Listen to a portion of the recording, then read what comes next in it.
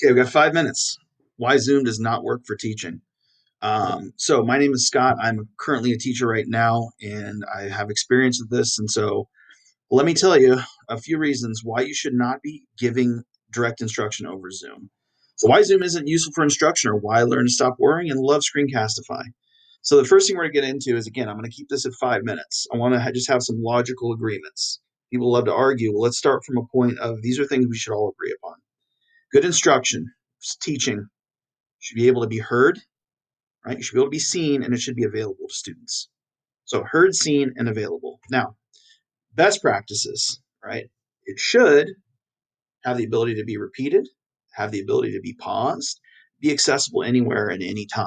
So if you agree with those principles, awesome. If you don't, let me know in the comments below why you don't. But those ones seem to be some ideas that we could hopefully agree on as a starting point. So Zoom, why is it not useful for direct instruction? You cannot assume kids can hear you. I also have children who are currently distance learning in my own home, and I know that they cannot always hear the teacher. And if you're a teacher, you know that half the time when a student raises their hand, you cannot hear a single word that they're saying, or you're hearing every other word. You need to assume that that's what students are hearing when you're trying to use Zoom. So it violates our first logical agreement. Kids can't actually hear you. You can't be sure that they hear you. The other thing is I see a lot of teachers trying to fight as if Zoom is their classroom. Stop eating, sit up, put your feet down. That's wasted energy. Okay, you can't control them because they're on the other side of the screen. You also can't assume that just because their video's on and they're staring at the screen, they're learning. That we all, if you've been in a Zoom meeting, you know there are plenty of times where you're staring at the screen and you're not listening.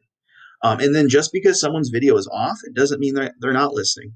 Okay, direct teaching is not using Zoom to set up a classroom and just have it be like your classroom is coming through your screen. It does not work, okay? Because you cannot access the kids to actually impose any rules. What if kids can't sign in, right? If you've been a direct learning teacher for more than 2 days, you know that kids come in 15 minutes late to the Zoom and say, hey, I missed that. Can you start all over? At which point you have to start all over.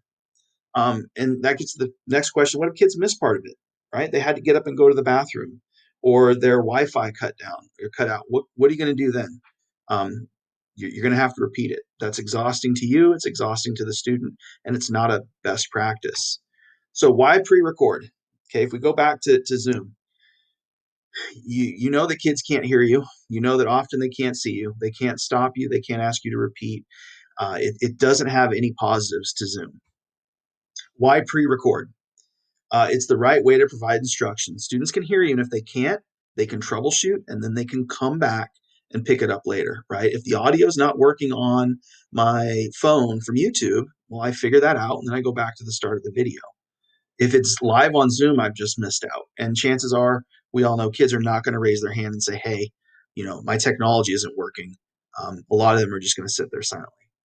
Students can watch it when they want, where they want, without distractions or stress. I don't see why teachers are fighting about this. Who cares if they want to watch it in bed, under the covers, on their back porch? As long as they're watching it and they're learning and they can hear it, who cares, right? It doesn't matter as long as they're watching and learning. It's repeatable, right? We've all had this experience. I missed something, didn't hear what that was. I need to see that direction again. All right. Installing a water heater, reprogramming a remote, changing oil, figuring out how to make cookies. We all do this, right? We go to YouTube, we put it in, and we pause and we go back if necessary. You cannot do that in Zoom. You can do that with a pre-recorded lesson.